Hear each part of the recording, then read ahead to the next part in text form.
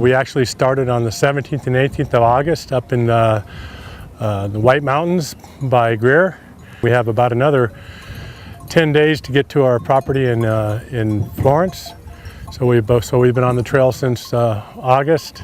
We have one more bunch tomorrow coming through, and basically it's been uneventful for the most part. We've trailed down and we've had good weather and no major problems with the sheep coming through. Today we just crossed the Blue Point Bridge and we're resting here for the rest of the day, and tomorrow we'll be going up to Usury Pass, where we'll travel over, and on Friday we'll be sitting outside of Apache Junction, where Saturday and Sunday we'll be traveling the two bunches through town on our route to Florence.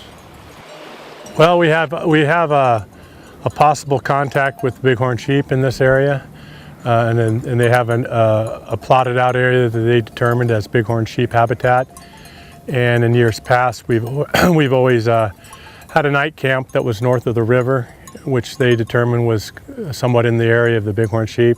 So we've had to alter our day plan half a day and basically not camp on the north side of the river and go ahead and push through. Our concern has been that this sheep driveway is conducted in a fashion that is considerably more detrimental to the needs of wild bighorn sheep than it needs to be. And the Forest Service has, for many years now, been working on an analysis to resolve some of these problems, but unfortunately the priority has not been to get this analysis completed. And so we finally felt we didn't have much alternative but to file a lawsuit to compel them to complete their analysis, which we did a few months ago. Since then, the Forest Service has compromised to some degree and changed the route that the sheep are taking, and has also changed the places that sheep will bed down. These are very important because domestic sheep can infect, and in fact have in many cases, infected wild bighorn sheep with a respiratory disease that unfortunately is a very virulent disease that can take out an entire herd of wild bighorn sheep, and has done so historically. So it's very important to keep domestic sheep separated from wild bighorn sheep. It's an ongoing battle all the time, you know. We've been doing this since the 1900s. The family and other sheep organizations have gone by the wayside, but my father-in-law's family has ran the sheep for quite a few years. We still run the trail.